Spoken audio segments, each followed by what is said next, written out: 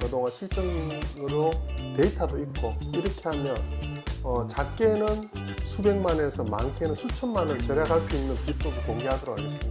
근데 그래 봐야 장갑 파이프 하나가 5천에서 6천 원이니까 아 그래요? 얼마 하지 않지 않습니까? 그럼 하루 장비 빌리는 거에다가 그렇죠. 땅에도 옛날 어른들이 백신을 놓았습니다. 네. 그 백신 놓는 법하고 건강하게 병 안 걸릴 방법을 공개할까 합니다. 연화건축에서는 예비 건축주님들 대상으로 방제 건축 및 제품 설명회를 개최하고 있습니다. 관심 있으신 분들은 전화 예약 주세요. 안녕하세요, 강원파입니다. 반갑습니다. 안녕하세요. 네, 반갑습니다. 네, 방제 건축을 지향하고 있는 연화건축의 대표님과 함께 지난 편에 저희 구조 관련된 이야기 한번 나눠봤는데요. 오늘은 예고해드린 대로 기초 관련된 이야기 조금 더 자세하게 다뤄보려고 합니다. 기초 이러면 대표님, 저는 그냥 떠오르는 게 목조주택에서 많이 하고 있는 그냥 매트 기초. 그렇죠. 근데 이런 기초 관련돼서 여러분들께서 사실 기초가 제일 중요함에도 불구하고 집 지으려고 할 때 그냥 일단은 평당가 얼마예요? 아니면은 전 시간에 말씀 주신 것처럼 저는 목골조로 할 거예요, 경량철골조로 할 거예요, 이런 이야기들만 건드리시는 경우가 좀 많은 많죠. 것 같아요. 제가 많이 아픈 게 네. 토목은 다 해놨어요. 그런데 집만 지어주세요. 이렇게 하시는 분들이 허다하죠. 그 땅을 이해해야 된다 여러 번 말씀을 드리잖아요. 근데 그런 현장을 가보면 전부 다 매트 기초예요. 물론 이제 돈에 관련된 부분도 있고 또 여러 가지 사항이 있어. 근데 그러면 10년쯤이나 이렇게 가면 크게 후회를 합니다. 그래서 오늘은 가은파님 오셨으니까 저희가 한 10여 년 전에 개발했고 네. 그동안 실증으로 데이터도 있고 이렇게 하면 작게는 수백만에서 많게는 수천만을 절약할 수 있는 비법을 공개하도록 하겠습니다. 네, 아직요? 여러분, 대표님께서 제가 여기 와서 차 한잔 나누면서 말씀을 주셨는데 이게 예전에 굉장히 연구하시고 심사숙고하셔갖고 개발한 공법으로 특허 출원도 하셨고요. 특허 등록에 대한 등록된다고 이것도 받으셨는데 이게 대한민국에서 좀 보편화됐으면 좋겠다는 생각으로 특허 등록 안 하시고 이번에 공개를 하신다고 말씀을 주시고 계시더라고요. 너무 박수를 이거는 일단은 드려야 될 내용인 것 같고요. 예. 먼저 이 비법을 공개하기 전에 기초 뭐 그냥 기초면 되지 않아?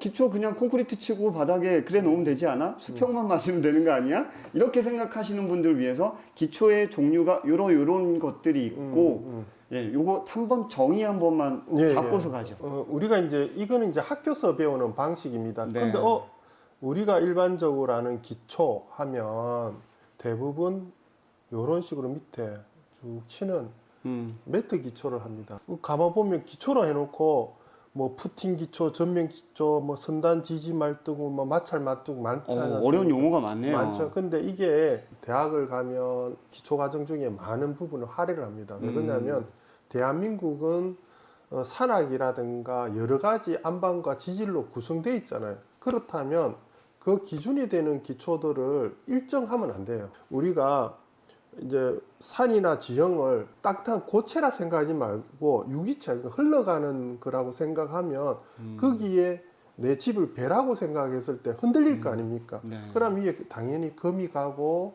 세월 가면 그 틈새로 바람이 들어오고 구조적 문제가 발생을 하잖아요. 근데 집은 잘 지어놓고 모래성처럼 하부가 부실하면 아무리 좋은 집을 지어놔도 기초가 부실하면 한계 지점에 가면 어느 순간 그게 탁 표가 납니다. 그때까지 견뎌주다가 집이 갑자기 어느 날 서서히 기울어졌어요. 아니면 이상하게 배관이 안 맞아요. 그게 뭐냐면 기초에 푸팅을 치는 방식을 제대로 안 했기 때문입니다. 한 예를 들어 보겠습니다. 요거는 이제 평면인데 13mm로 300강력으로 복근을 깔아라. 그리고 옆에 보시면 이게 이제 주로 이래 많이 그리죠. 도면이 오죠. 그쵸. 메터 300에 그냥 쳐라. 그냥 이렇게 쳐라. 그럼 이렇게만 치면 되는 줄 압니다. 그러나 우리나라는 아까 말씀드렸듯이 이렇게 땅속의 지반이 여기가 여냐, 여기는 뭐 부토, 우리가 말하는 나무들이 썩어서 있는 곳. 그리고 여기는 뭐 좋은 안반이 이랬다. 근데 내가 기초를 이렇게 하더라도 이 속의 땅의 지반이 어떻게 된지는 모르지 않습니까? 네. 근데 일률적으로 매트를 치면 딱딱한 곳과 엷은 곳에 아까 물이 빠진다든가 큰 차가 지나간다면 이 파동이 올 거 아니에요. 이렇게. 그래서 과거에는 이런기 때 독립기초, 기초를 요 밑에까지 이렇게 내려오는 방식을 하라고 했습니다. 이렇게 이제 기초를 독립기초로 이렇게 묻어라. 이랬는데 이러면 돈이 진짜 많이 들겠죠. 그래서 제가 오늘 하나 말씀을 드린, 그러면 그 기초 깊이는 어떻게 결정하느냐. 그 동결 심도라는 걸 치시면 동결 지수가 있고 심도가 있습니다. 지수는 뭐 어려운 이야기인데, 얼고 하는 이제 1년간에 얼마나 얼고 얼마나 풀리는 건데, 거기에 보면 이제 평균적으로 가격이 이렇게 도표가 있습니다. 예를 들어서 우리 요 진주나 있잖아요. 64cm.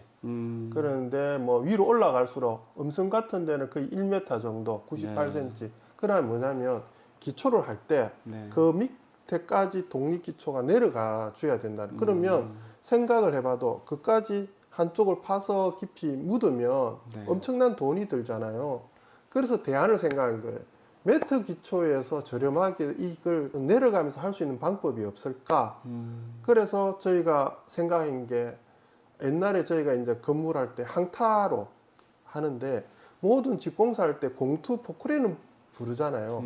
우리가 지내력 검사를 할 때 공투를 5톤을 이렇게 올리고, 지내력이 2cm 이상 내려갈 때 이제 항복 지내력을 도달했다 이라 겁니다. 그런데 그때 차관을 얻은 거예요. 그러면 저기까지 지내력을, 지지력 말뚝을 받으면 되겠다.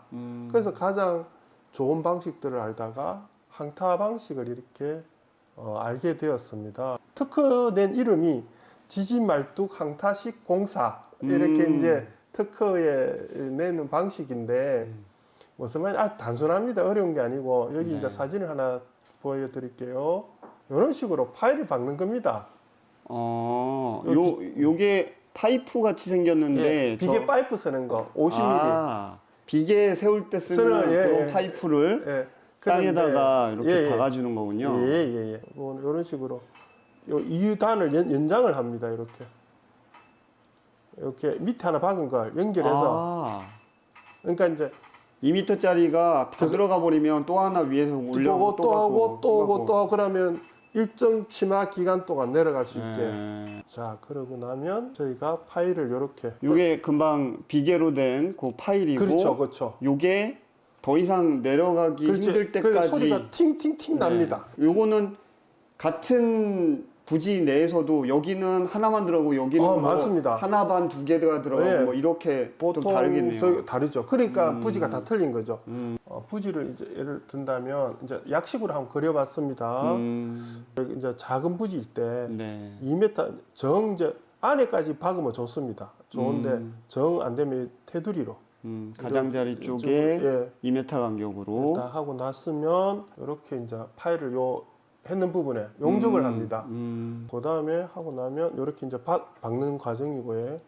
이렇게 다 하고 나면 부지 내에 이렇게 17평 규모인데, 여기 보면 이렇게 용접을 파일이 다 올라와서 기초에 배근이랑 같이 용접돼서 다 하나로 묶이는군요. 이렇게 하면, 자, 이래서 콘크리트 치면 하나의 이제 밑에 말뚝을 박아놓은 현상이 되잖아요. 그러면 내가 아주 마음 편하게 이제 잊고 사시죠. 그리고 조금 현장에서 박을 때 너무 많이 들어간다 하면 가까운 직영거리에 더 많이 박고 계속 많이 박아죠. 그래서 어떤 부지에는 20평 하는데 100 몇십 개가 들어간 적도 있어요. 근데 그래 봐야 단간 파이프 하나가 5천에서 6천원이니까 그래요? 얼마 하지 않지 않습니까? 그럼 하루 장비 빌리는 거에다가 5천원짜리를 지내력에 따라서 뭐 더 많이 박을 수도 있고 덜 박을 수도 있고, 근데 내가 얻는 거는 일단은 나중에 어떤 일이 터지든 간에 일단 심리적인 안정이 확실하게 되고. 그러니까 결론을 이제 제가 이게 시작한 지가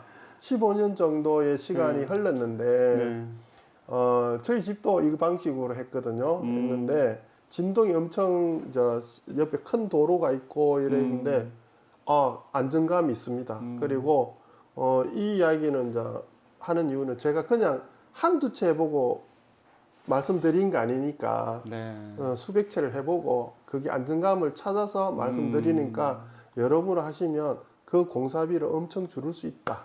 이렇게 말씀을 드릴 수 있습니다. 올해 집 지으려고 하시는 분들 충분히 여러분들께 도움이 될 만한 이 기초 방식인 것 같습니다. 한번 시공업체 선정을 하셨으면 적극적으로 시공업체에 어필하셔갖고 기초공사에 도입을 하셨으면 좋겠다는 생각이 들고요. 예, 아직 시공사 결정 안 하셨으면 산청 아유, 연합건축도 지금 항시 여기 산청에서 대표님께서 기다리고 있으니까요.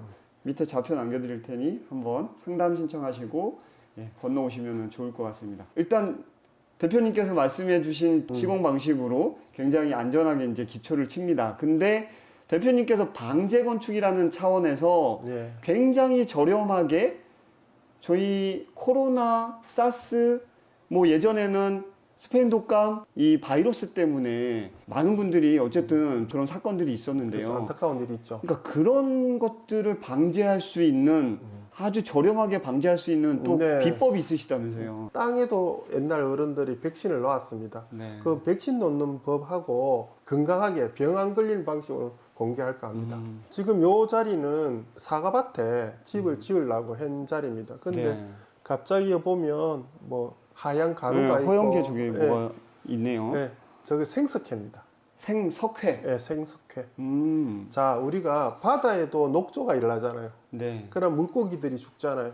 근데 그걸 부영화 현상인데 땅도 부영화가 있습니다. 무슨 말이냐면 우리가 이제 근대에 와서 비료를 많이 뿌리잖아요. 네. 그리고 많은 영양분이 과다해서 질소나 인의 요소 성분이 축적이 됩니다.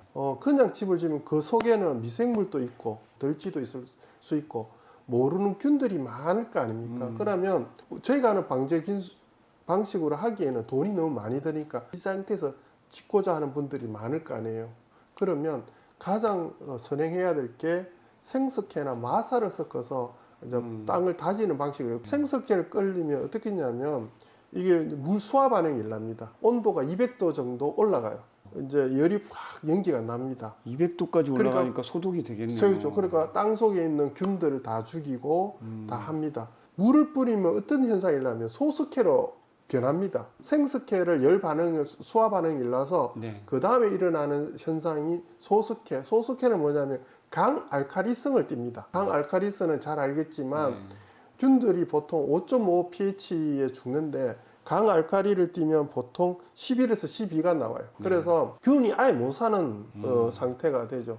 저절로 방제가 되는. 그렇죠. 그래서 생석회 한 포가 4,000원이면 사거든요. 아 그래요? 근데 이제 굉장히 내가 저렴하네. 농민이면 네. 1,000원에 삽니다. 두 번째는 이제 가은파님이 오늘 오셨으니까 네. 더 좋은 비법 하나 더 가르쳐 하나 드리겠습니다. 더 공개해 주신답니다. 우리가 이게 이제 돼지고 이게 네. 집입니다. 네네. 그리고 이쪽에 이제 보통 남쪽이겠죠. 자, 이제 요거는 아변 만드는 방식을 그러니까 요것도 백신인데 이제 30년 백신.